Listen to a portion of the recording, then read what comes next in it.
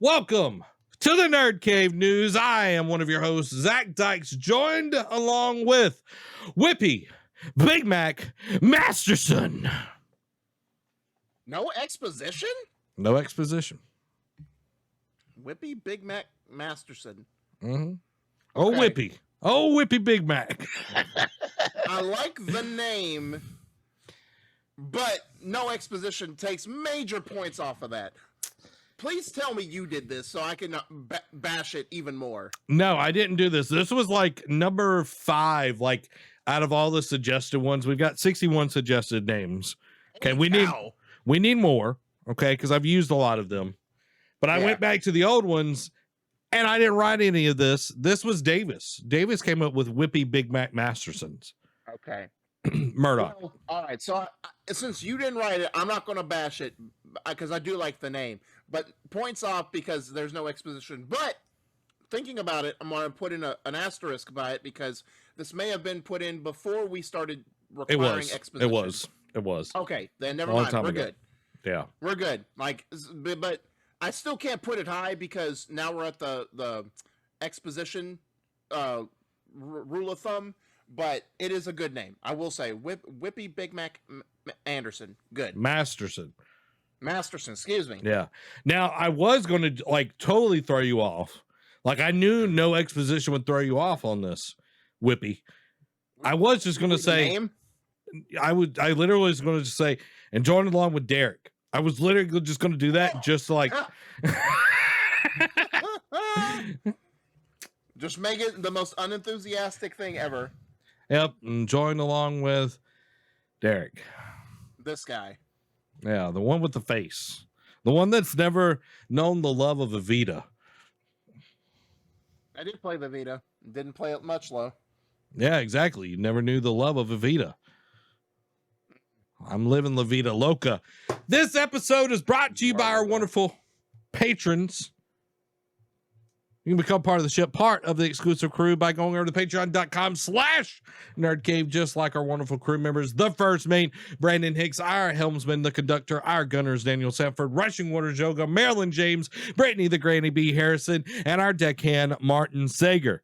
This is the Nerd Cave Newz, where each and every week we run you through all the video game news that you need to know. You can watch us live over at twitch.tv/nerdcave on Thursdays at 7 p.m. Check out all the shenanigans. If you missed out the shenanigans on this episode, you missed out on something great. I'm going to just tell you. Yes, you did. He'll edit it and clip it in on the YouTube page later on, but my goodness. You need to watch it. You need to watch it. I activated his ultimate trap card, and I knew it too. I knew it. Yep. You fell for it. I did like a reverse +2, reverse +2, reverse +4 wild card. No. And I was already out of the door by the time you even realized it. Why do you do this to me? I thought you loved me. I do love you. Never mind. Hold on. We've established this. If you don't mess with me, you don't love me. Okay. Never mind. That's a bad argument. I do love you. Mm-hmm. But if I didn't mess with you, you'd think I was mad at you. Yeah, that's true. You know what I mean? Guys, you can watch the show later over on youtube.com/nerdcave network. Make sure to hit the follow and subscribe button so you don't miss out on anything. Check out the podcast version on services around the sphere that we live on, Earth, the globe. Whatever you want to say, guys, you can check it out every week. Listen, subscribe, give it 5 stars, or Derek will find you. No, you'll just be on my target this week. Hey, I've been wanting to see you, but you hadn't come down.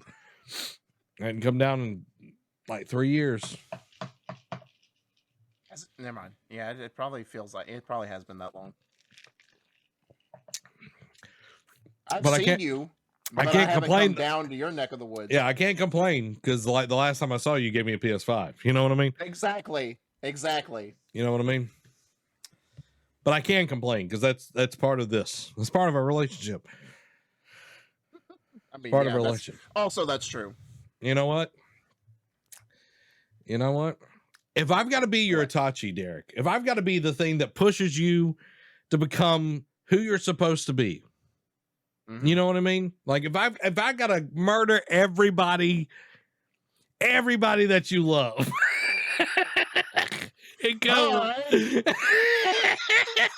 and go rogue. You know what I mean? If I've got to like butcher everything that you love, if I got to point out that those aren't smoothies, all of these things, Derek, if I've got to, I got to, tell you ain't got enough hatred in you, whatever it is.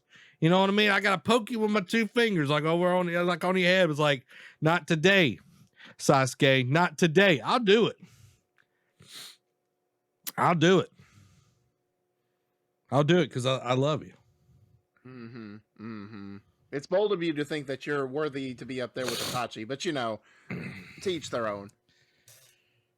I am Itachi. You know what I mean? There is a flaw to every jutsu, and that flaw is me. Oh, August Game Club is here, guys, and we're playing God of War 2018, the best God of War. We want once Ragnarok comes out, which let's check into our counter, Derek. Let's activate our counter. 75 days, 4 hours, 50 minutes, 58 minutes, and 42 seconds. Man, it's getting closer. I can't wait till we hit that 60-day mark, because it's like, all right, we're 2 months away. Yeah. And then when that 30-day mark hit, it's going to be like, oh, let's go. Let's go. I'm excited for it, but we're playing God of War right now. Fantastic game. I have not been able to play this week. Did you get to play any this week of the best ever God of War? Yeah. So I did. I got out of Alfheim. I'm back in Midgard. Did some side quests for both of the dwarves.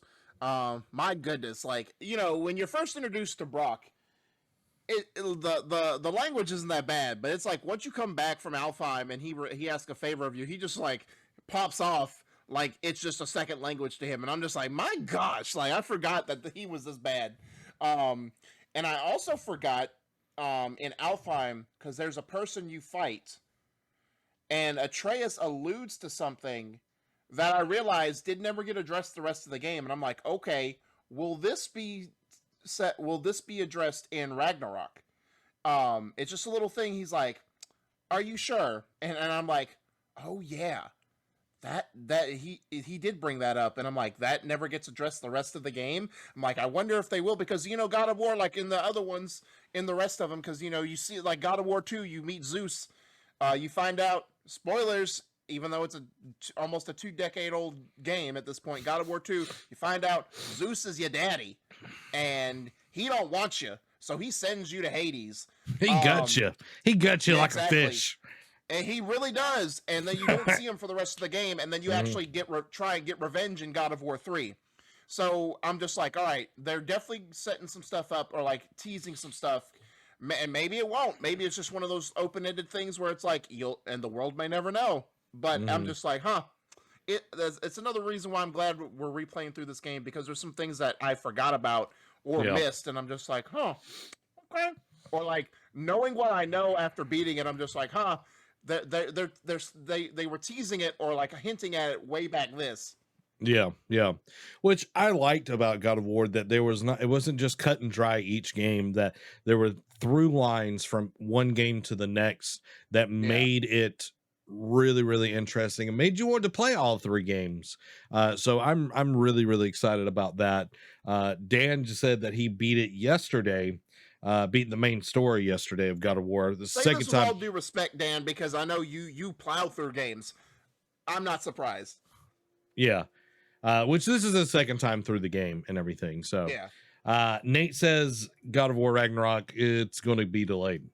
No, like I was of that mindset too, Nate, and it was, I was like, all right, no collector's editions are out. Like we'll get into it later. Hogwarts Legacy got delayed, and it seems like the new date's going to stick because they just put out the collector's edition for pre-order. So it's like, all right, once you start seeing enough of the signs, you're just like, you just got to accept it.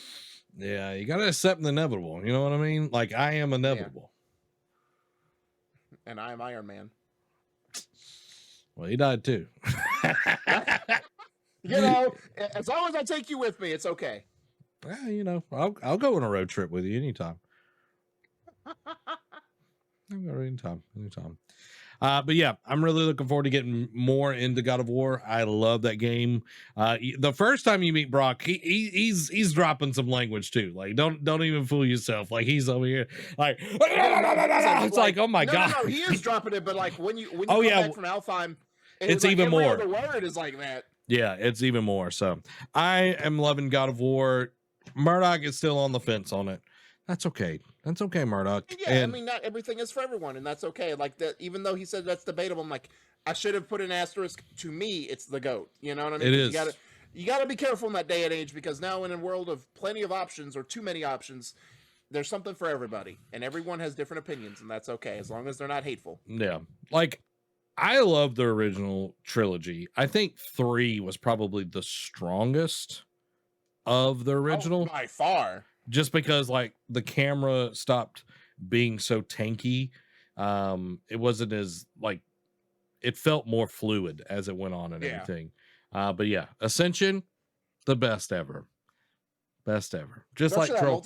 Multiplayer top tier beats COD and Halo hands down. Yeah. It's like Troll 2. It's just the best. Yeah. Murdoch says, I'm over here just wanting one game I really want to play to actually mean something, to be worth the money I spend on a pre-order.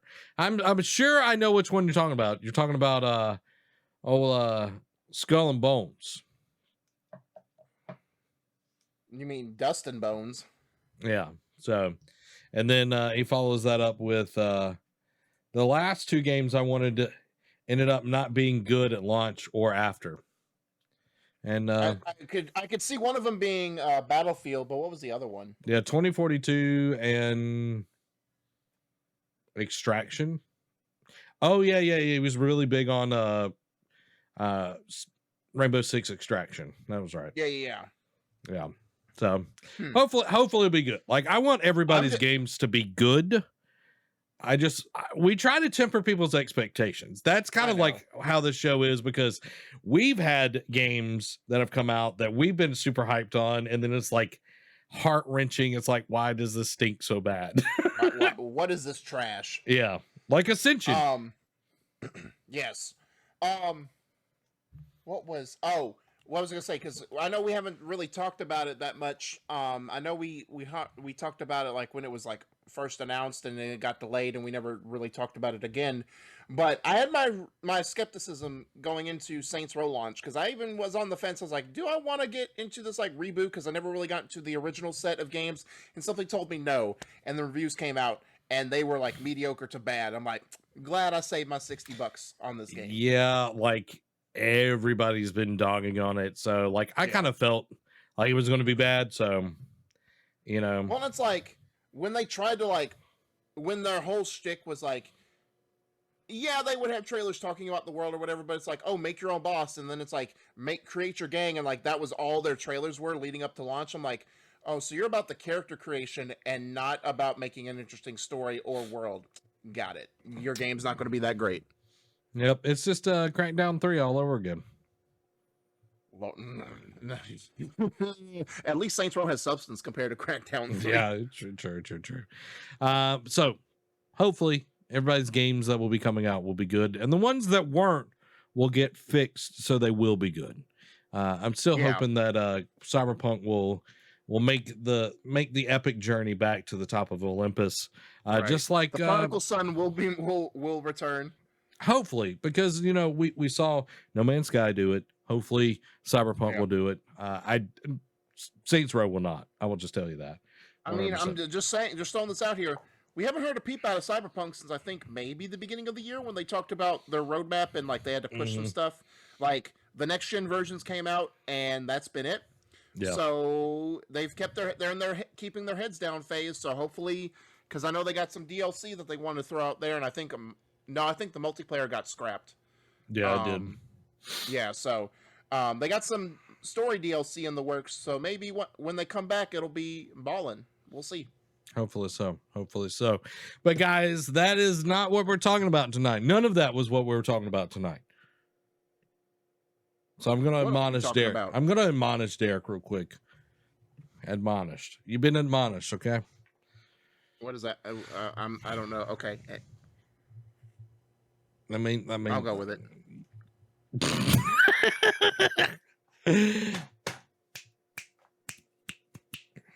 I'm happy, guys. I hope y'all know that. Like, I'm excited. I'm happy because it's time for the gaming discussion. First up, Xbox.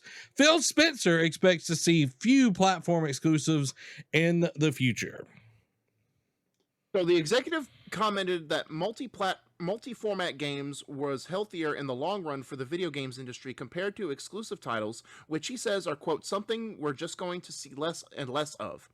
Quote, maybe you happen in your household to buy an Xbox and I buy PlayStation and our kids want to play together and they can't because we bought the wrong piece of plastic or plug into our television. We really love to be able to bring more players in, reducing friction, making people feel safe, secure, and when they're playing, allowing them to find their friends, play with their friends, regardless of what device. I think in the long run that is good for this industry, and maybe in the short run, there's some people in some companies that don't love it. But I think as we get over the hump and see where this industry can continue to grow, it proves out to be true. I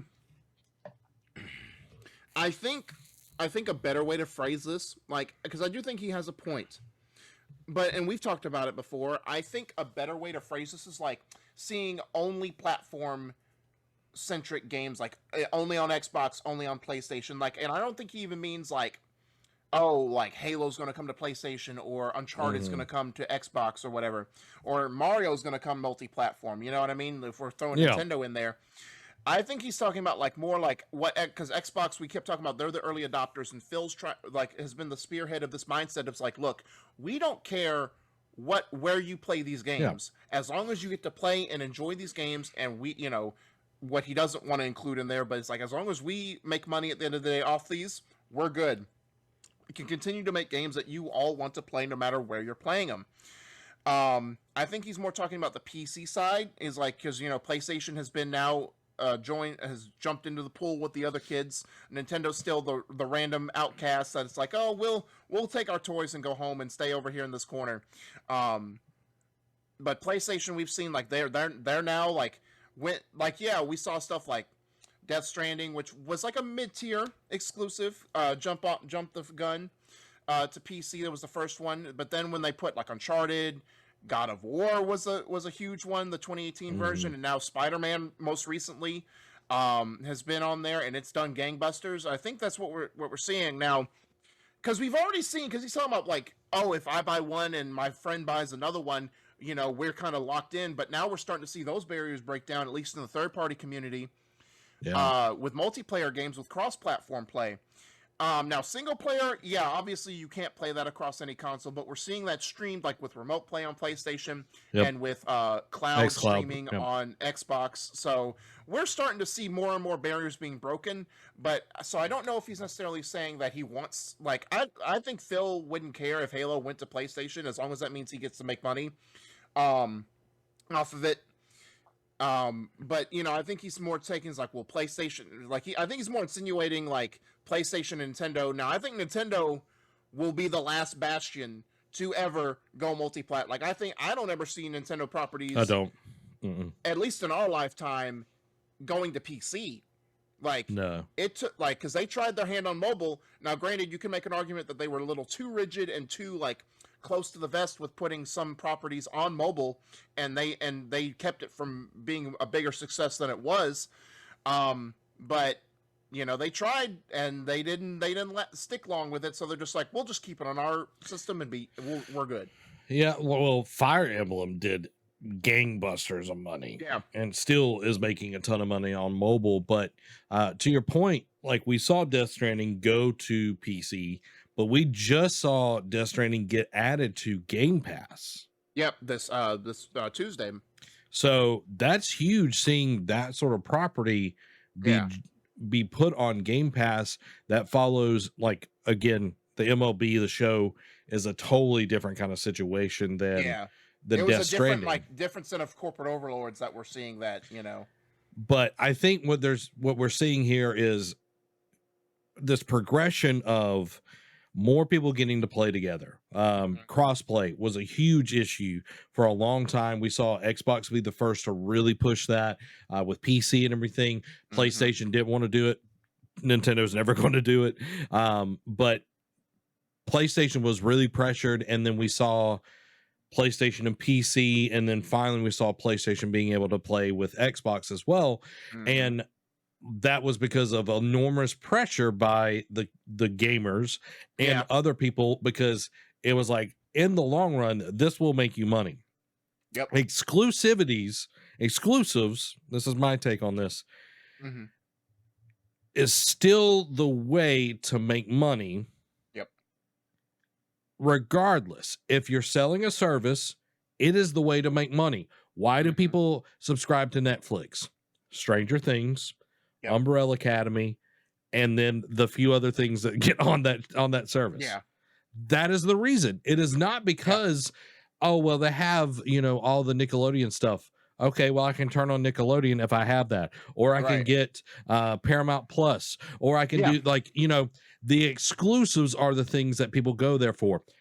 HBO Max, same thing. Disney Plus, Mandalorian, all the Marvel stuff. Exclusives are what sells a platform, and that's what Xbox is becoming. Yes, you can play it on any device, but you still have to have exclusives to sell that, even if it's third party. Even if it's third party, it's like, hey, with our subscription, you get access to these things. Hey, that means I don't have to buy it full price. Yeah, that's still considered an exclusive in my mind, because you're not having to pay full price. So and you beat me to it, because it's like this mindset of like, yes, exclusives still matter, and exclusives, especially since we're still in like a hardware era, is going to be what sells consoles. Like, God of War, Ragnarok, Spider-Man 2 are going to be what keeps PS5 selling. And just like how Mario games and Zelda and Breath of the Wild 2 is going to still sell Switches hand over fist. But now we're starting to see a paradigm shift where it's not just, oh, you can only get this game that Sony owns the studio to only on a Sony-owned console. Now you're starting to see, like we see it in like TV and movie, like you said, it's a content streaming wars. Like, it's like not only what you can get only from there, it's like what you can get that is available to other platforms, but only here if you pay the subscription. Like Game Pass, right? Let's just say Gotham Knights, right? Gotham Knights, like, is going to be on. It's not on hypothetically. Game Pass day hypothetically. one. Just hypothetical here. Let's just say, like, in February, like 6 months after launch, right? Gotham Knights goes to Game Pass, and you still haven't tried the game out. You're going to be more incentivized, and it's like, all right, with the new PlayStation tiered system, it's like, all right, is it going to be on here too? No, it's only going to be on Game Pass? Well, I'm going to go to Xbox or PC Game Pass and try it on there. Whereas, like, and I don't have to pay anything extra, where I have to pay $60 to PlayStation, then try and, like, sell an arm and a leg and my firstborn child to try and even just get an attempt at a refund if I don't like it. Whereas Game Pass, I can just like, all right, I don't like it, delete, and I get that storage back, Yeah, definitely. And, I think that's going to be the future, where it's like the exclusives on the platforms are a huge thing. Because to Murdoch's point, he bought a PS2 just for God of War. I bought a PS3 just for God of War 3. Like, that was the only reason I got it. Xbox Ones were sold. Like, I know it flopped. Well, I shouldn't say flopped, but it fell off after about a month and a half. But I can't tell you how many people bought an Xbox just for Titanfall 1. Oh yeah, same.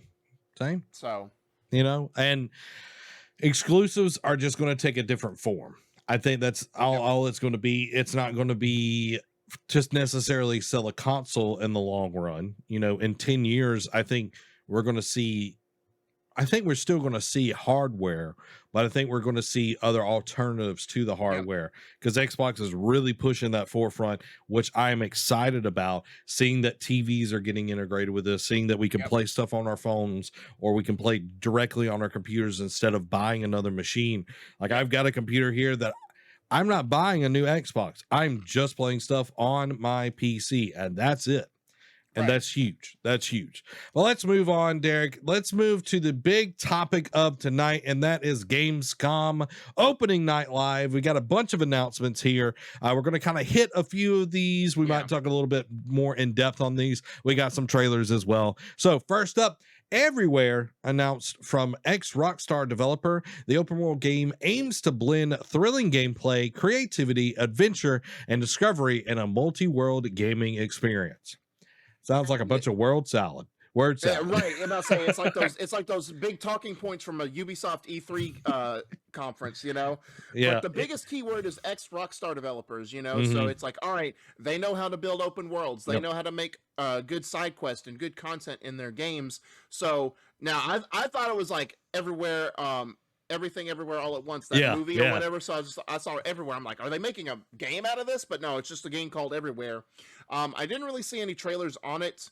But you know, it's like creativity, adventure, discovery, multi-world gaming experience. It's like, all right, is this going to be a space exploration game? Because when you say multi-world, it's only a few places that can go, either multiverse or space. I think it might be multiverse. Like that would really everywhere. I don't know. Hey, I want to see more. This next one, Derek, when I saw the trailer, I was like, okay, I'm excited. Dune Awakening gets a new trailer, an open world survival MMO game set in the Dune universe with beta registration now open. Now, are you excited about this? I did see the trailer. I don't really care for MMOs. Like that waned after Destiny.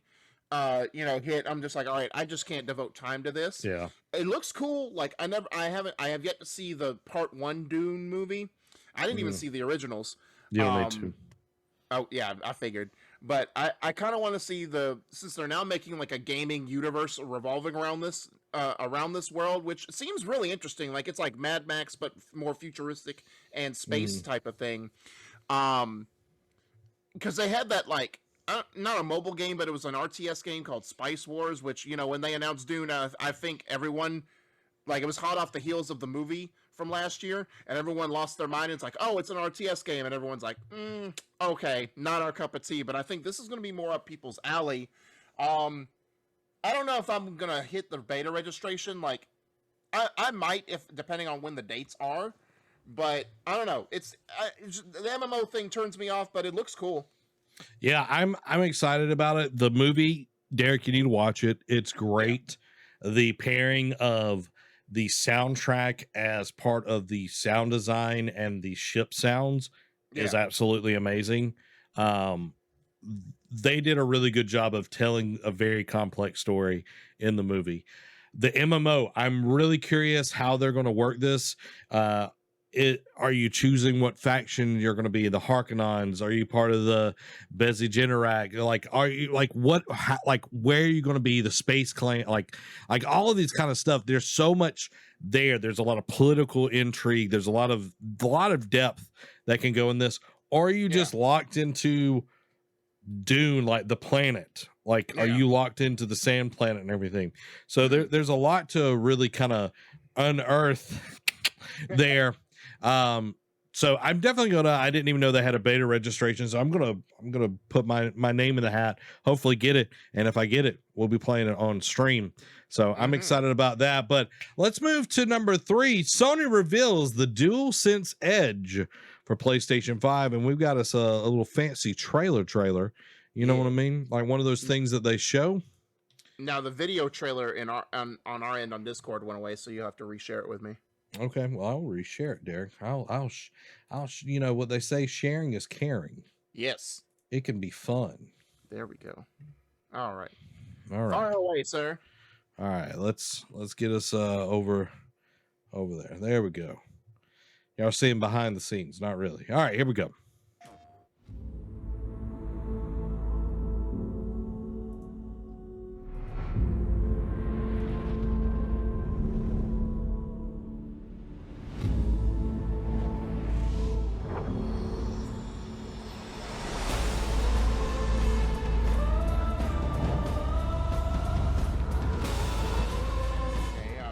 With the trigger button. Oh, and then now that one, the trigger locks. That one, I like that. That gets me. I like that.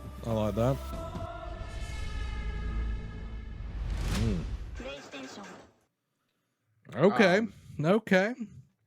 I like it, like, because we didn't really see, because who did that, um, for the PlayStation 4 one, the modded controller.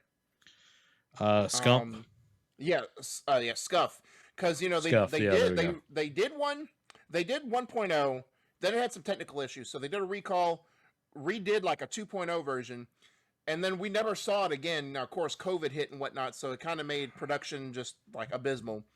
Um, but it came and went. It wasn't here for a long time, so hopefully they get. I don't know who's doing this. I don't know if it's Sony themselves or whatnot, or if they're partnering with Scuff again. But it looks interesting. Like it looks like they're taking more of a beat from the Elite controller.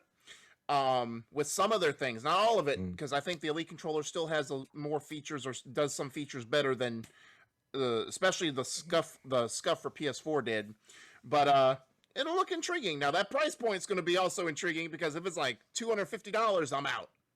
Yeah, I think that's the biggest problem with like Scuff and the Elite controllers, where they're very expensive. Like if this one's like 120, perfect price point. There it looks like there's customization, but there doesn't have to be a ton of customization to make this controller really work for the person. Like the Elite controller had a lot of problems with the joysticks drifting after a while, because they had a lot of components that you could take in and out and all of that. And that's something that they haven't even fixed yet on the new ones. Scuff, I think, for the Xbox side has been really great. But this excites me because I can use, like, if I get one of these, I can use it on my on my computer, and use it, and like have the adapter triggers, like having, like, one of my biggest things. I got my Xbox. I when I play Halo, Derek, you can't see, but I'm using an old 360 controller wired and everything. Yeah. That's a long way. You gotta go down to get the old Magnum going off, you know what I mean? But if I can stop it where it's like a lot shorter, man, I'll be yeah. Your KD will skyrocket. Dude, I'm not gonna lie. Tuesday, oh boy, you popped off again. Oh boy, my back was hurting after a while. All that backpacking you did. Everybody's gonna be like, "Oh my god, here goes Zach again." But yeah, like we didn't lose the whole night. Oh, good. And didn't go under 15 kills. Ooh. And always had a positive KD. Anyway, that's neither here nor there. Let's move on to our next thing. The Castillo protocol gets a new gameplay. Callisto Protocol. This is the one by the Dead Space devs that is very Dead Space centric. I watched the gameplay trailer. Very, very reminiscent of Dead Space. Like even like some of the they do have a crouch option now. And it seems like very smoother gameplay. I hope we see this implemented in the Dead Space remake we're getting beginning of next year. Though I have my suspicion that'll get delayed out of January because we have not seen anything from it in quite a long time. But it looks cool. I mean, it looks like it's very much invoking Dead Space in it. Very creepy, very messy. So yeah, it was a good trailer, but not for this one, not for this show. Okay. Well, if you're into that, go look it up, guys. The Lords of the Fallen gets a new title, previously Lord of the Fallen 2, and a trailer, which shows even more gritty and dark fantasy that fans of the Souls like are sure to love, targeting a 2020-23, 2020-23, 2020-2023, 321 release. 2023. All the 20s. All the 20s, guys. I forgot they had announced a sequel to Lords of the Fallen because it came out several years ago, like I want to say 2016, 2015, and it was a Souls-like clone. And it was okay. Like it was tough in the beginning, but it was one of those like after you you could make, if you were like a hardcore Dark Souls player, it's like, well, if you just make this build, the game can be easy too. I'm like, yes, we get it, but how often does that happen? Lords of the Fallen, most everyone, once you got your character up to like a certain level and got some certain gear, it didn't become a challenge anymore. So I forgot they were doing a sequel to it. Because when I just saw the title and I watched the trailer, I'm just like, are they rebooting this franchise? Like, Yeah. it doesn't even look the same and whatnot, but it's like, no, it's a sequel. I'm like, okay, whatever, I guess. I mean, it does look gritty. It doesn't even look like the first one in certain aspects, because the first one kind of looked more like Nordic with the symbols on your character's face and all that, but this one seems like more medieval, like more World of Warcraft, I would say, in terms of like the aesthetic feel. But you know, kudos for them for sticking with it and still wanting to make the sequel. That's 2023, guys. Exactly. The far, far, far, far future. Moving Out 2 has been announced, confirmed to include online co-op. Which is cool. It was a nice little game. It's like, you know, like literally what it is. Moving out. You're like a moving company, and you're supposed to work together to move things out, and you got obstacles. Think of like Overcooked, but with, you know, a moving company. And when they announced the sequel, I'm like, oh, cool. I'm glad this game got a second chance, and because it had couch co-op, but now they're putting in online co-op for the sequel. As they should, because you need to keep couch co-op. Yes. But online co-op. Talking about you, Star Wars, Lego Star Wars. Yeah. Not that you're targeting anybody. I did. I targeted them. Talking to you about you, WB, and all your games. Hogwarts Legacy officially gets a new gameplay trailer, so let's check that one out. This one was a good one. I watched it already, so yeah, it's got some good stuff to it. The more we know about Salazar Slytherin and the dark arts, the better prepared we'll be. If Well, you either know of me. uses dark magic, I will notify the headmaster immediately. Avada Kedavra! Like, just kill him right there. It's like you won't be telling anybody. Curses are so named for a reason. A spell that could save your life shouldn't be unforgivable. The dark arts seem harmless until it's too late. None of us will be able to avoid dark magic forever. What do we do now? It's up to us. I can teach you Crucio, or I can cast it on you. Dang. Yeah. Crucio!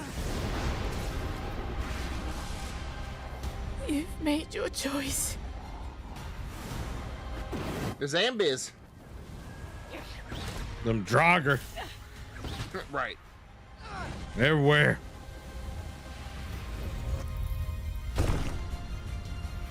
Man, nah. I don't want to see that basilisk again.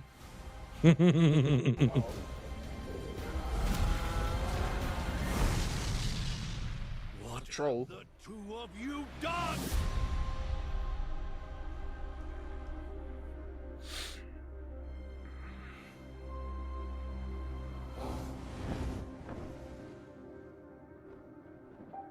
That's a naked horse.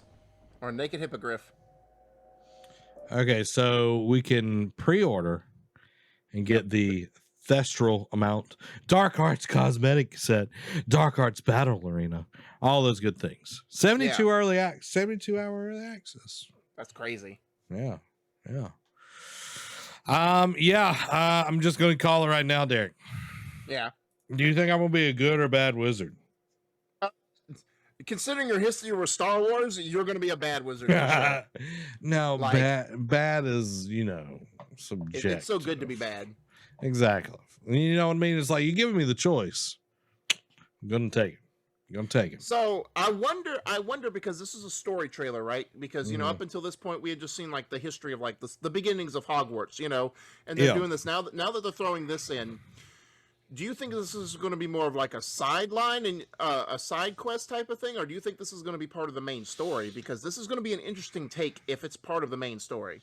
I think this is going to be a potential path, kind of like Detroit Become Human, where you had all these different branching things. I think it will be a branching where you can learn Crucio, the, you know, Killing Curse, the, you know, what is the one that's like, oh, you're gonna be my puppet? I can't remember what that is. There you go. I can't remember what that is either. Yeah, the Avada, go do what I tell you to do curse. Avada Kedavra kills you. No, Avada, go do what I tell you to do. Oh yeah. That's I the don't know. curse. For everybody, all the Harry Potter people are like, oh my god, he doesn't even know the third. It's Crucio, patty cake, and then Avada Kedavra. You know what I mean? Hold on, let's see. The Imperious Curse. Nah, it's patty cake. Okay, sure. Imperious Curse. That's the one that controls people. Crucio, Yeah. like you make them like writhe in pain, like you're torturing them.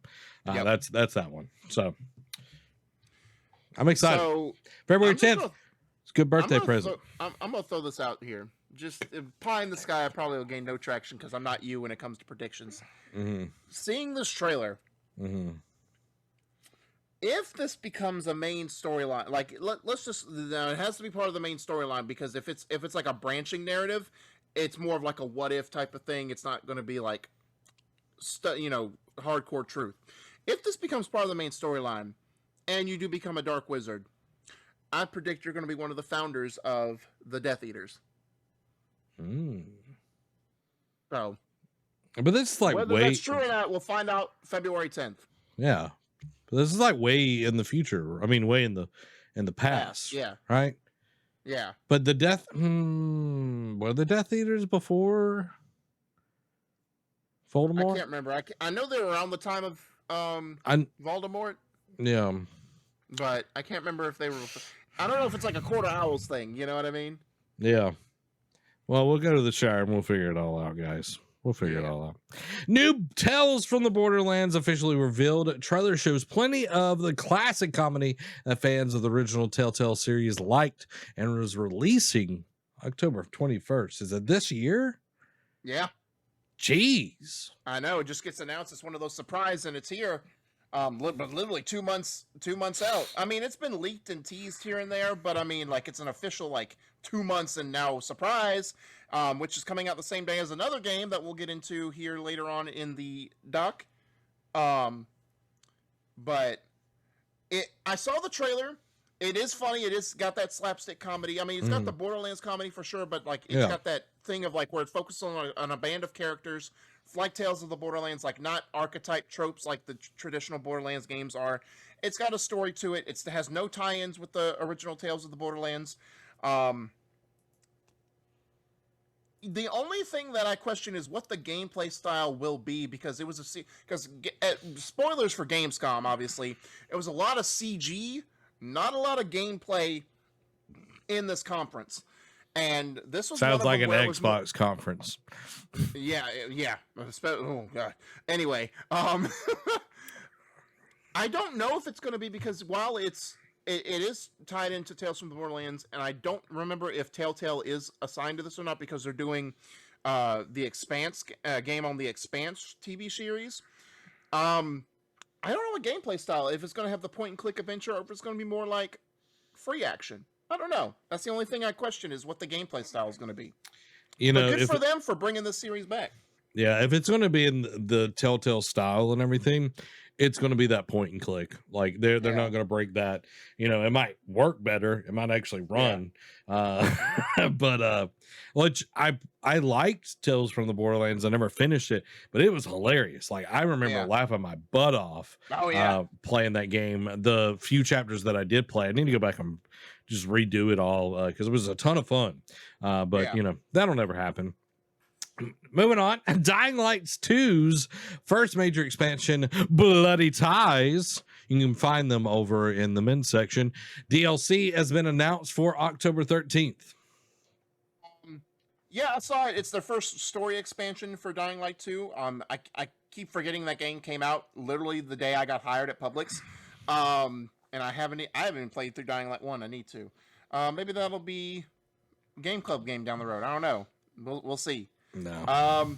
Anyway, I saw the trailer. I know it probably won't be Zach's, but you know, I was just trying to shoot, test the waters, But I saw the trailer. It's more of like their arena combat type thing. Like is like you get dropped in and like you have to fight humans, and then as you go through the waves, you do fight the zombies. So yeah, it's very as the name persists, it's very bloody. So yeah, October 13th, right around the corner. Tortuga, A Pirate's Tale, talking to you, Murdoch. Perk up them ears. Tortuga, A Pirate's Tale has been revealed, be coming to PlayStation, Xbox, and PC. A lot of pirates. Tortuga. Yeah, I just stuck it in here because there's another pirate game, because now all of a sudden pirates are coming out the woodworks here. We got Sea of Thieves going strong. Skull and Bones finally coming out. And now this one. They didn't show a lot. So we're gonna just move on to the next one. So just throwing that out there, another pirate game. Sonic Frontiers is setting its sights on Skull and Bones. Date confirms that it will be releasing November 8th. Yeah. So and Sega was adamant. It's like they've said twice now. It's like we're not delaying the game. Then, ironically, last week when we did our show, they're like asking him again. It's like, so the game is gonna be delayed? Question mark. And he's like, nope, coming out 2022. And a week later, they have a release date for November 8th. It's coming for Skull and Bones. It's gonna give it a run for its money. And then it's going to actually be destroyed the next day by God of War. So, just throwing this out here because there's been skepticism for both Skull and Bones and Sonic Frontiers. Let's throw God of War because it's going to eat both of those games' lunch. Let's just throw that out there. What game do you think is going to have? What game do you have better hopes for, Sonic Frontiers or Skull and Bones? And I'm not going to let you get out. You can't say neither. I think Skull and Bones will do better than Sonic.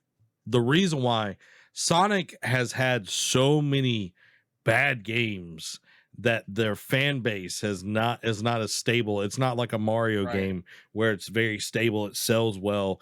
Like even if you said, okay, Breath of the Wild 2 was coming out, I still think God of War would do better than Breath of the Wild. Yeah. Even if it sold better, like it's probably still do better critically for sure. Yeah, And I do agree because Skull, and I mean it's two different gameplay styles, but you're right. Sonic has had that marred history of like a lot of bad games, like Sonic and the Black Knight. Woof, woof. Yeah, I think the movies have helped the perception of Sonic. Yes. And I think that is creating new younger fans. But I think that this might be the turning point where maybe, if the game is good, of course, Sonic, can start getting that momentum back. But I think that you will see the sales will be split on this because more people are having less money because of all the economic reasons and everything. Yep. So they're going to buy the game that they really want to play. Is that Sonic? They'll get it. Is it Skull and Bones? They'll get it. Or will they wait one day and get God of War? Yeah. It kind of just depends on who the person is. But I think Skull and Bones will do better than Sonic. But God of War, of course, is going to, destroy both of them. Because it is like, it's coming out on PS. It out for a day, and then the king will come and trample both of them. Yeah, because God of War Ragnarok is on PS4 and PS5, correct? Yes. Okay, so 117 million consoles plus whatever the PlayStation 5 has. At least another 22. You know what I mean? Like, I'm just saying, like, that install base is huge. Yeah. So, it'll just be under the waves because that was also revealed by Quantic Dream and Parallel Studio, a narrative-driven adventure game about an oil company diver in the 1970s who is exploring the depths of the North Sea, expected to release in 2023. And I did see the trailer on this. It's very like aesthetically pleasing. Like, it is.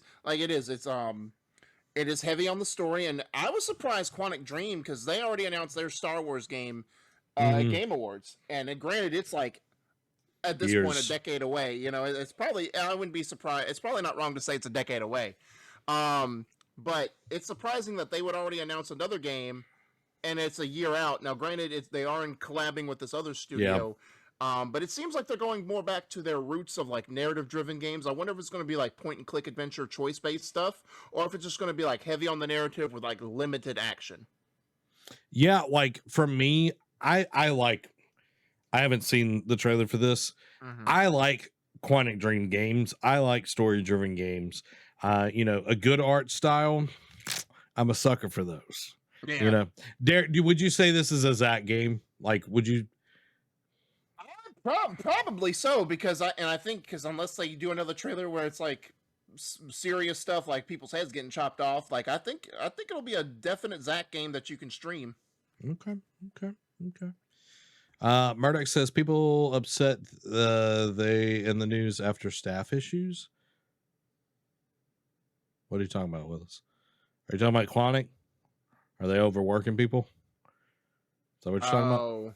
Oh, I yeah, don't- okay, yes. Now I'm trying to decipher his message, and now it makes sense. It's like people who are reading this story are upset because of the staff issues. Like, yeah, the workplace misconduct, and yeah, I agree. But I think they're trying to change, like, whether they're trying to actually save face or just trying to like do the old like sleight of hand trick to get people to focus away from that stuff. It is what it is. Like, yeah, it's the same thing with Hogwarts Legacy, like the stigma around the author of the books and whatnot. But at the end of the day, if the game's the game, depending on where you stand, and if the game appeals to you, you'll play it regardless. And you'll just, it is what it is. That's all I'm going to say. I'm not going to get on a soapbox here. Yeah, we try not to get into all of that. You can listen to all of that kind of stuff on everybody else's show. Yeah. We save our rants for video game decisions like what I did last week with Beyond Good and Evil 2. We save it for that. Yeah. But you know who's the GOAT? Goat Simulator 3, that's who the GOAT is. Gets its first gameplay trailer showing off more chaos, more goats, and randomly yoga. It is releasing November 17th. Yeah, so it is what that description says. I watched that trailer. It is maniacal chaos. Like, if you didn't play the first one, it is like crazy zany. Like, most simulator games are like, farming simulator. Like, you're thinking of this nice, quaint, oh, I'm just going to farm my crops today. I'm going to plant these seeds. Or like Power Wash Simulator. You're just cleaning a house, cleaning a driveway, cleaning a car. This one's like, oh, I get to play. At first blush, you would think, oh, I just get to play as a goat. Do I live on a farm? Am I a mountain goat? Whatever. It's like, no, you're going to go in there and take a boulder with your tongue and sling it and destroy the Statue of Liberty or whatever crazy zany stuff is like completely different simulator game. There's like goats with a rocket pack. Now they showed more goats, like it said. So I wonder I can't remember if I could be wrong, but I think they did add a co-op option in the first game. I think they're just going to add that like 4-player co-op. I think they're going to add 4-player co-op in this game going forward, like from the get-go. Okay. It's not going to be an add-on.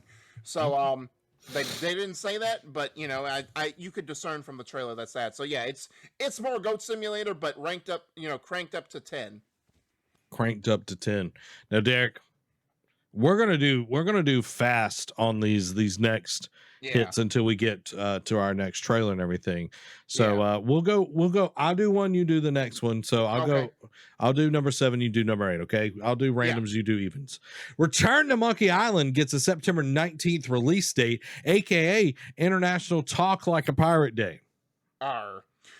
Speaking of underwater out to sea adventures, Subnautica developer reveals Moonbreaker, a tabletop strategy sci-fi game written by Brandon Sanderson, hitting early access for PC and Mac this fall.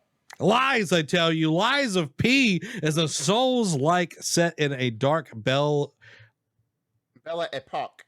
Whatever. World. The player must guide Pinocchio to become a real boy, while the gameplay gave off Bloodborne vibes. Yeah, so if you want a Bloodborne sequel, play that game, because it looks exactly like that. Stranded Alien Dawn revealed a planet survival sim where the players must venture to a dangerous new world to fight for survival. From the developers of city builders such as Surviving Mars. I've fallen and I can't get up. Atlas Fallen is a new game from Deck 13 where the primary weapon is sand. Pocket sand.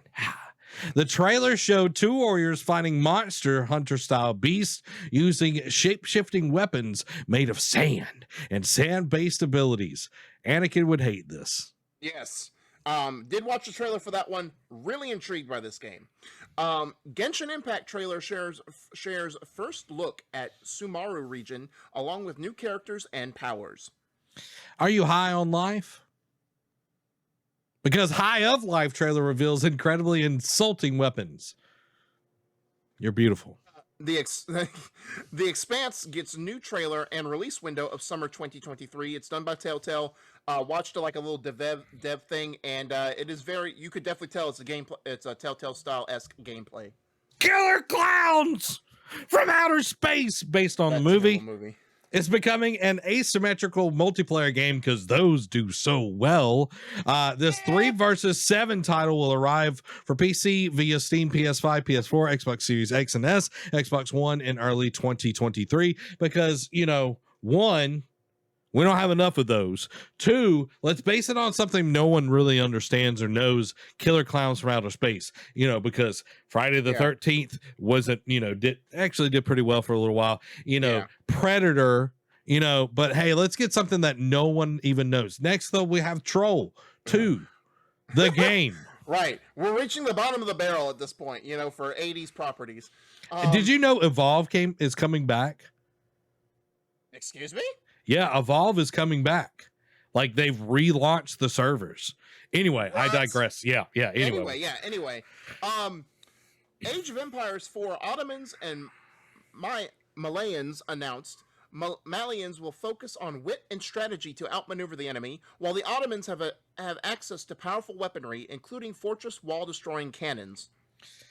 Ottomans to the left of me, Ottomans to the right of me, but I put my feet on an Ottoman. New Gotham Knights trailer shows more villains and a new release date of October 21st. Didn't they already have a release date? Yeah, they moved it up 4 days. It was October 25th. Now they moved it up 4 days to the 21st. Curious case of Benjamin Button. But we got a trailer to show you guys, and hopefully they've done something to make this game look good. Well, they went gold last week, so I think it makes sense. It's like, you know what? All these games get delayed. We're going to move it up. Like, remember when Shadow of Mordor did that? Yeah, that is right. Forgot about that. All right, let's take a look at it.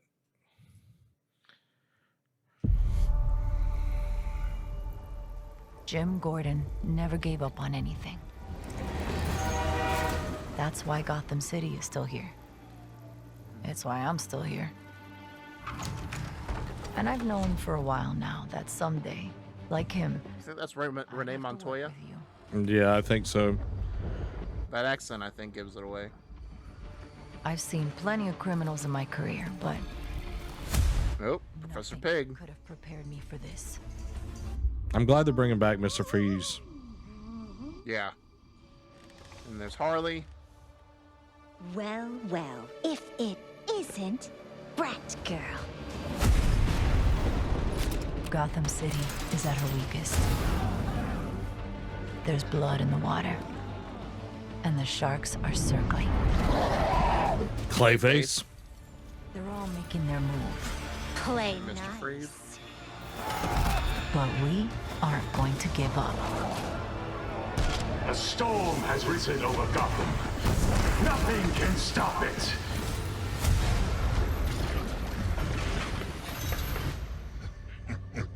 See you at the premiere. I need your help. Your skills. Your knowledge. Your adaptability. Oh, we get to see the Talon. Yep. You got my back? Oh, boys! This biopic is based on a true story. My story. Soon, the world will feel the cold as I do. I got one last little surprise for you.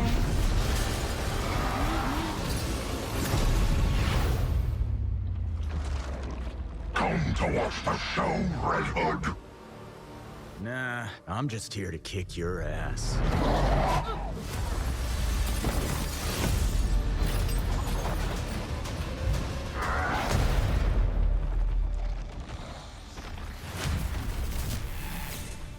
Pre-order now and get the 233 custom Batcycle skin. Okay. Like, I'm glad that we're getting to see more of like the story-esque and the villains, of course. Yeah. But this game Batman, just like Spider-Man, Batman's Rogues Gallery is what has made the Arkham games. 100%. This just does not look polished like the other Arkham games. And like, this is Montreal, right? Yes, this is the team who did Batman Arkham Origins, which I know you've said arguably has the best Batman story. Oh yeah. But you know, some of the gameplay was still left to be desired. Yeah, the gameplay was a little clunky here and there, but the graphics still looked really good. This one feels like it's like 360 era. I don't know why. Like the graphics look bad. Yeah. Hopefully the gameplay will be solid. But does the Bat family just look like the Power Rangers, like when they're in the Zordons? Like, like I was just like, why? They're all wearing like the colors that they're supposed to be. I'm like, this feels like the Power Rangers for their secret identities. Yeah, I'm like, this is really on the nose. Yeah. All right. Where When Meets is an open world set in medieval China, an RPG set in the 10 Kingdoms era. Various gameplay elements, including hunting, horseback riding, combat, and more. The game promises a ton of player choice with the ability to join and influence different kingdoms or literally go in a different direction by becoming a wanderer, a doctor, a merchant, and more. And we've got a gameplay trailer. I've only seen like some images of this, and it looks dope. So I'm really excited for this. Normally I wouldn't, like, for a new game, I wouldn't throw a trailer in here, but because of what it represents or like what it's similar to, I want you to watch this because it definitely gives off Ghost of Tsushima vibes. Okay. I'm excited. This is a little bit longer of a trailer, guys. It's like 5.5 minutes. So here we go. Let's go.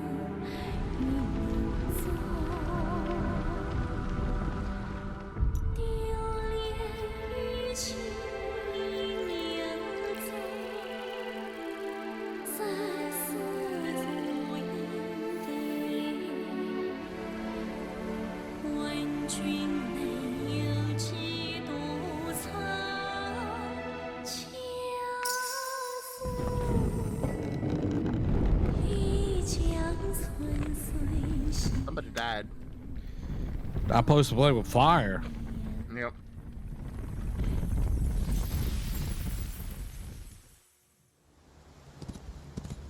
Okay, I'm sold. Yeah, exactly.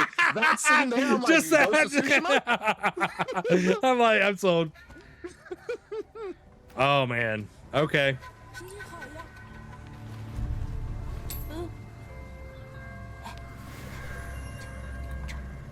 It looks kind of anime inspired. Yes. Like the faces. Oni-chan. Very anime inspired. Yeah. Very Final Fantasy inspired. That too. What are you doing? And then you just book it. Right. Whoa, okay. Yep.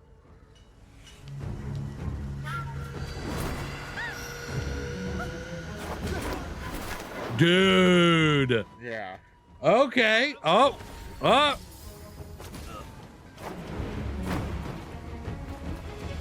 Got some kind of magic. Whoa. Hey, that's cool. Yeah. Oh, dang. You like jump right on the cart. Yeah. That is super cool. Okay. Yeah, I'm sold right here. Yeah, I know. That's like, all those two are definitely Ghost of Tsushima inspired. What?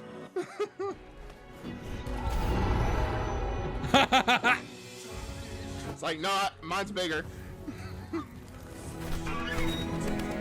The goose is chasing him. Untitled Goose Game too.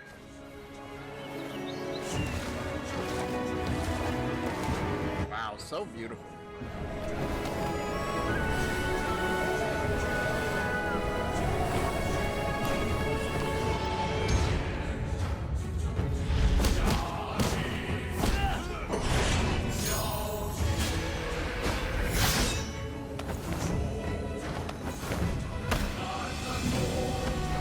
Whoa.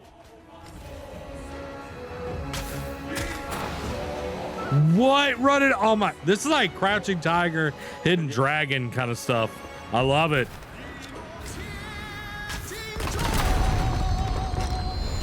I love it.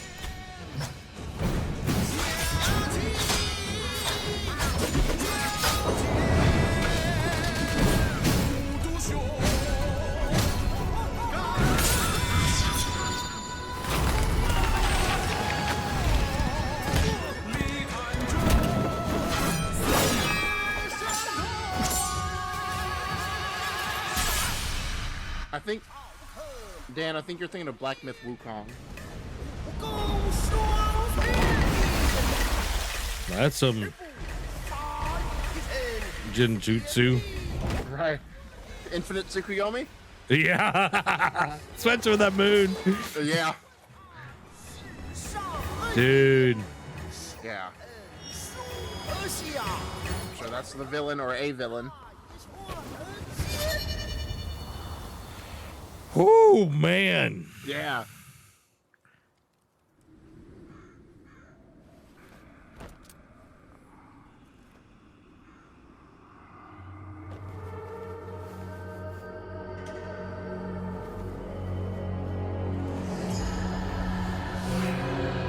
Alright. Dude's got a Black Panther. Yeah. No, those are dead bodies. At first glance, it's like Sephiroth. Yeah.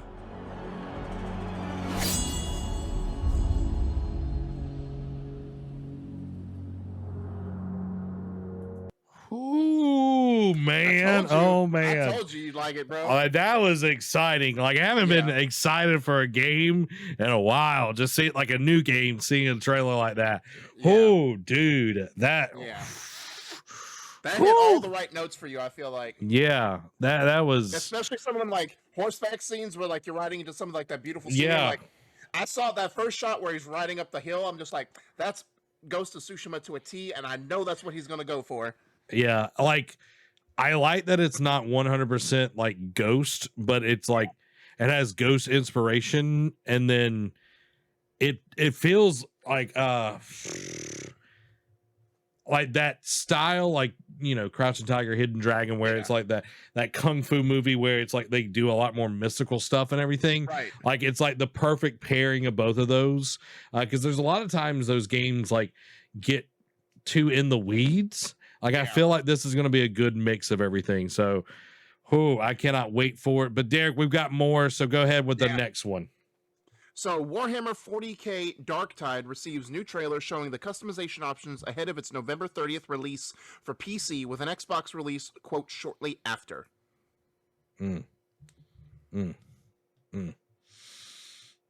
The Outlast Trials gets a new trailer with a closed beta on the way from October 28th through November 1st. Yeah, I'm joking, but it's like I think I'm gonna put in my early bet to have October Game Club game Outlast 2. I'm just kidding. Is the Outlast Trials is not Outlast, right? No, it's in the Outlast universe, but it's multiplayer. Ain't no way doing that happening, boy. Just like I never thought this next one was going to ever happen either. Oh, I know, like, and it's ironic that we reported on the supposed release leak last week, and it's true. Dead Island 2 is real and just a few months away, featuring 6 playable characters, a, quote, pulpy and irreverent tone, and a ton of ways to kill zombies. Coming February 3rd. I'll believe it when I see it. First quarter is, even though I know we can speculate a bunch of games can get delayed, first quarter is stacked. It is, I mean, at this point, it's arguably worse than this first quarter of this year. Yeah, 100%. I feel like more people are moving from the end of the year and the middle of the year to the first quarter, which I think in the next year or two, we'll see that kind of shift again. But yeah, a lot of people are putting first quarter and everything. But let's get into the PlayStation news, Derek, because we got a lot to cover here as well. First up, PlayStation 5 price increase set for Europe, Japan, and select parts of North America. So Sony Interactive Entertainment has revealed that the price of the PS5 will be increased in Europe, Japan, and parts of North America due to, quote, high global inflation rates. The price increase is effective immediately and applies to both the PS5 Standard Edition and PS5 Digital Edition. The price will remain unchanged in the United States, but Sony has said that the console may yet see a price hike in EMEA, APAC, and LATAM regions, which I'll get to that. They have the acronyms broken down in a quote. Jim Ryan, president and CEO of Sony Interactive Entertainment, commented, "The global economic environment is a challenge that many of you around the world are no doubt experiencing. We're seeing high global inflation rates as well as adverse currency trends impacting consumers and creating pressure on many industries. Based on these challenging economic conditions, SIE has made the difficult decision to increase the recommended retail price of PlayStation 5 to select markets across Europe, Middle East, and Africa, Asia Pacific, Latin America, as well as Canada. There will be no price increase in the United States." But wait, before we get into that, there's a sidebar. As PS5 price increase to have minimal impact on sales, says analyst. Following the news that Sony will be increasing the price of the PS5 in select countries, Ampere Analysis peers Harding Rolls, and don't ask me to say that again, has predicted that the move will likely have a minimal impact on sales. Harding Rolls believes that beyond the obvious disappointment among consumers regarding the price hike for PS5, overall sales are unlikely to suffer a major decline. Quote, "While we believe there will be disappointment for some consumers that have been trying to buy a PS5 without success, or that were saving to buy the console just in time for the price to increase, the high pent-up demand for Sony's device means that this price increase around 10% across most markets will have minimal impact on sales of the console. We expect Sony's sales forecast for the PS5 to remain unchanged." Sony attributed the increase in price of the PS5 to high global inflation rates, Harding Rolls added. Given the fact that the PS5 has been severely supply constrained since launch, with many consumers unable to buy Sony's latest console, and the fact that Microsoft has shown no indication yet of increasing its Xbox Series pricing, there is no doubt that this price increase will have been a hard decision to make. However, with inflation and price increases being felt through the component supply chain, much of that price in US dollars, alongside continued high cost in distribution, Sony has now had to pass on some of those cost increases to try and maintain its hardware profitability targets. And they did, just to add an addendum here, Xbox did come out shortly after this. This was announced and said that they will not be hiking up their price, at least for the foreseeable future, of the Series X and S. Yeah. Well, Microsoft can afford to operate at a loss. Right, because Game Pass makes money hand over fist. Yeah. Well, Microsoft has that kind of money. They got a lot more money than Sony does. So they can play that game a lot longer than Sony can. And this is the second piece of gaming hardware that we've seen price increase. A few weeks ago, we saw the Oculus Quest 2 increase in price. Now the PlayStation. It's interesting, not in the US, but everywhere else. And I think that is because of supply and demand in the US. Like, they know that they can move more here probably than anywhere else, right? Because people have more kind of, and like, probably like the shipping, like overseas costs in other countries are probably more expensive. Yeah. Like, do I see this as a negative thing? Like, yeah, like I do for the consumer, but in the end, it's like Sony is a business. They have to operate in a way that can make money. I know that Sony in the past has operated at a loss, especially when they console launches for each one of them. So like, they already probably have been operating at a loss, you know, or barely scraping by. And now the increase of parts cost, increase of inflation, you know, the demands of it, like they've got to do something to still make a buck. That's why you go to a restaurant. I've been to so many restaurants where a few weeks ago it was, you know, $7 for a hamburger. Now it's $9 for a hamburger. Or like, I eat Lara bars. A few months ago, a 6 count Lara bar box, $6. Now it's $9. Oof. You know, and so it's something we see in a lot of things, and tech is such an expensive thing. where they have to make that profit up. But you also see a lot of things become a lot cheaper. Like you look at TVs now, you can get TVs like super cheap. So it's like some things have become cheaper to make while this is a new piece of hardware, and it's a lot harder to make a PlayStation 5 than it is a TV. So right. So yeah, it's sad to see. And I mean, I looked at the price breakdown because I mean, since it didn't affect the United States, I didn't include it here in the article. But it's like in Canada, it's only like a $20 hike. okay. In Europe, it's like a $30 hike. And of course, like some of it's going to be like in Mexico, it was like $1,000, like 1,000 of their currency. Like I don't want to say $1,000, but like 1,000 of their currency type of thing, you know, just type of thing. So I mean, they said 10% across the board. So I mean, it's different for everyone. But I mean, it's not like it's like, oh, we have to raise it like almost half of the existing price. And I'm like, then you lose. Yeah. Me. And it's just, and you know, I like how they. Well, I shouldn't say I like, but it's interesting that they came out and said, an analyst came out and said, oh, this won't affect sales, and it's like. Seeing it that it's only 10%, like it was a 50% increase, then they'd be singing another tune. But 10%, they can, I guess, because people are still buying it, like buying food, even though, like you said, from $6 to $9, that's a 50% sales hike. People still got to eat. They may not eat all the food that they were able to eat, but they still got to eat. So they figure it's like, all right, people still want to game, people still can game. It's not going to affect Sony too much. I'm like, okay, that's fair.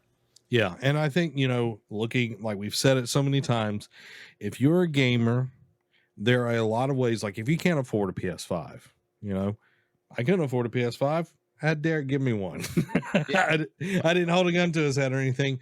But if you can't afford something, you go about it in different ways. Epic gives away games all the time on their service, or you go with Game Pass, the best deal in gaming. Like hands down, the best deal in gaming. So there are a lot of ways to still be able to play new releases and not break the bank. Like again, Game Pass, you can play so much and never get all the way through it. It's like the Netflix of gaming, but better, way better. Right. Especially this day of an age of Netflix. It's like the heyday of Netflix when they were actually making good stuff. And not just, you know, and not increasing the price every month. Speaking of good stuff, we got some PlayStation quickies that Derek is bringing to you right now. So starting off, PlayStation tournaments on PS5 have been detailed with a public beta set to roll out in the coming weeks. A PlayStation Showcase has reportedly been pegged for September 8th. It's not been confirmed yet, but may potentially mark your calendars for that date. Hopefully it's in the realm of like the Spider-Man 2 Wolverine announcements and not like small indie things, but we'll see. PlayStation VR 2 will release in early 2023, confirmed Sony. That is factual. That is not hearsay. That is factual. Early next year, PSVR 2, mark it down. Following that, Moss Book 2 PSVR 2 version, possibly teased by Dev. This next set is some Sony cinema news. Now, I have to say one of the unmentionables just because it's a thing. Days Gone film reportedly in the works with Outlander's Sam Hugan potentially involved. Gravity Rush movie is in development, which that one's a weird one. Horizon Zero Dawn Netflix show is being headed by Umbrella Academy's Steve Blackman. Aloy confirmed as one of the main characters. Kena Bridge of Spirits is getting an anniversary update, including New Game Plus and a Steam version. Some Destiny news this week. Destiny 2 Lightfall expansion coming February 28th. And while Season of Plunder is out now, that's part of the Beyond Light expansion that's out now. Bungie will no longer sunset Destiny 2 expansions going forward. I didn't know where to put this one, so I just put it here, even though it's not specifically to PlayStation. Destiny 2 arrives on Epic Games Store and Fortnite this week, and is coming to Fall Guys September 17th. Rumor, The Last of Us Part 1 to feature new unlocked frame rate mode, allowing the game to target up to 120 frames per second. And last one, this one is for you, Zach. Development for Star Wars KOTOR remake has officially moved from Aspire Media to Saber Interactive, which that one's intriguing. Saber has done good with the games they've done in the past, so I'm intrigued to see what they're going to do with this big a property. Yeah, and it's interesting, like all the things we've talked about this, you know, last week about this development tanking and the potential Yeah. of like everything. So I'm glad that someone's going to make the game. I'm really happy for it. I'm really excited for it. Gravity Rush, I need to go back and play that game. I started it, but I never finished it. So it's interesting that it's getting a movie. When it's like Aloy's confirmed as one of the main characters, it's like Aloy is the main character. But anyway, you know, I don't hold my breath. Are they going to do like a prequel, like before she grows up, like where it's just her like growing up with Rost? You know what I would love to see? I would love to see Elizabeth. Like I would love to see that timeline. Yeah, like, that would be way cooler. Like to see like all the chaos, all of those things, everything being destroyed and everything. That's what I would like to see. I think an easy thing would be like if they did a 2 timeline thing where they showed like Aloy like in the present and then cuts back to like where she stumbles upon this site and it's like, all right, goes back in time to where Elizabeth goes there and it's like that. Yeah. I think I can't confirm it because obviously it's still very early in development, but I feel like that's the easiest thing that they can do. Yeah, definitely. Hopefully it will stay true to the story. I don't want a lot of junk in there. Like, if you think about like the story, like it's got its own politics of that universe and that day and everything. That's fine. I don't want all this other junk put into it. Like I want Horizon Zero Dawn. Like I don't want today's junk in there. Like I want to see the political intrigue and the issues of that universe and that timeline in there. That's what what intrigues me. That's why I love that game so much. That's what I want to see. Yeah. Derek, you know what everybody else wants to see? The quick hits. The quick hits. So starting off, Devolver Digital denies claims that Sony paid to block Cult of the Lamb from Game Pass. Blizzard says Diablo 4 won't include any pay-to-win Diablo Immortal-style microtransactions. Call of Duty Vanguard and Warzone Season 5 Final Stand out now, so you can bet your bottom dollar that Warzone 2 is a thing, because it's been gaining traction. We've talked about it as a thing before. If this is their final season for that multiplayer, you got to think Warzone 2 is soon to be coming. Marvel's Avengers adding Bucky Barnes as its next hero, just when you think that game was done. Final Fantasy XVI's producer admits combat won't satisfy everyone. Death Stranding is out now on PC Game Pass, as we alluded to earlier. High on Life has been delayed to December 13th. It was supposed to be, I think, late October, but now it's mid-December. Quake Champions, speaking of games that rise from the ashes, exits early access 5 years after release. One Redfall mission location is bigger than Praise, the 2017 game by the same studio. It's bigger than its entire Talos space station, so you can predict this game is going to be massive. Netflix is seemingly looking to make cloud gaming part of the service. A Plague Tale Requiem has gone gold ahead of its October release. Jeff Grubb claims that Star Wars Jedi Survivor is coming in March of next year, alongside newly revealed prequel book Star Wars Jedi Battle Scars, which is an amazing title. Some Multiverses news for you, Zach. Multiverses was July's best-selling game in the US thanks to its Founders Pack. Multiverses eclipses 20 million players in less than a month. And Morty is out from Rick and Morty is out now in Multiverses. Bloodstained Ritual of the Night adds journey-themed boss area this week. Another game from the ashes that you forgot about, PGA Tour 2K23, puts Tiger Woods on the cover and sets a release date for October 14th. Yakuza's Toshihiro Nagashi says that his new game will be, quote, violent and silly like a Tarantino movie. Following that, Nagashi left Sega because he didn't fancy becoming its CEO. The Game Awards sets a date for December 8th. Battlefield 2042 will introduce a class system in Season 3. An interesting one that I'm glad didn't come to fruition. Resident Evil 7 could have been a live service game with microtransactions if Capcom had its way. Thank goodness they didn't. Square Enix may be opening a new Western branch called Studio Onoma. The Dark Pictures The Devil in Me launches November 18th. New Time Crisis and Steel Gunner trademarks filed by Bandai Namco. Elden Ring publisher looking to secure IP and partnerships in wake of multiple industry mergers and acquisitions.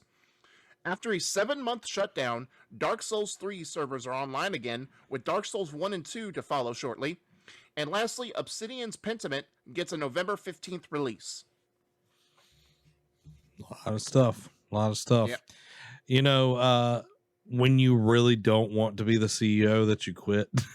Yeah, exactly. You know what I mean? But hey, like I think Sega needs good, strong leadership. And if the person that you are tapping for CEO literally quits because they don't want that position, Yeah.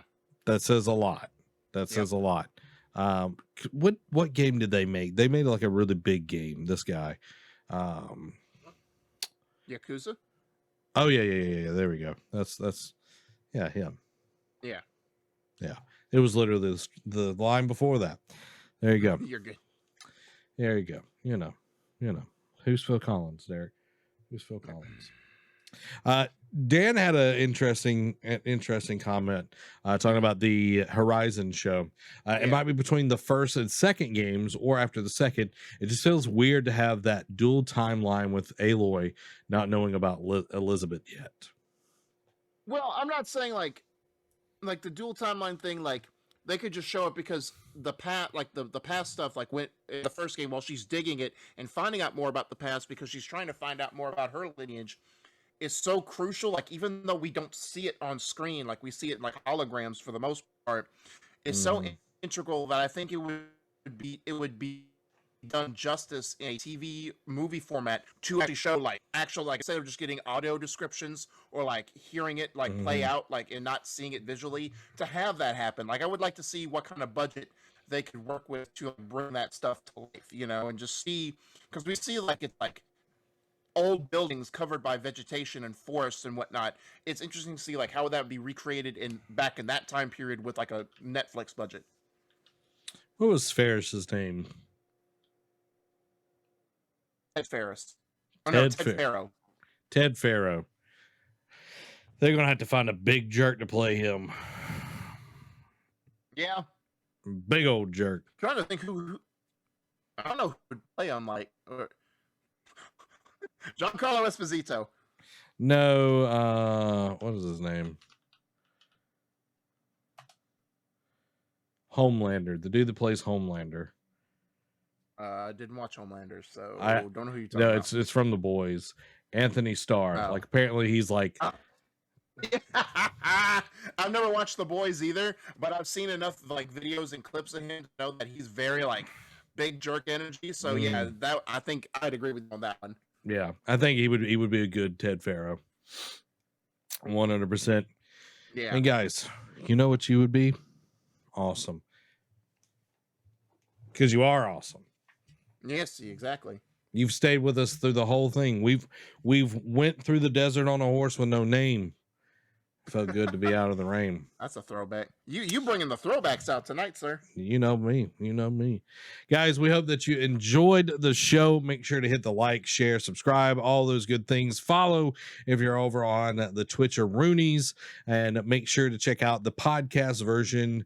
You can check it out on any podcast service that you enjoy listening to, and make sure to come back next week when Derek eats a whole cantaloupe in one sitting. Maybe That's a yes. And Derek, no. Yep, it is 100%. There's just go with it, Derek. Just go with it. It's Whippy Big Mac Masterson, sir. Yeah. Oh, Whippy Big Mac Mastersons. Guys, thank you so much for watching. This has been Zach and Whippy Big Mac Masterson. Y'all have a blessed week. Bye.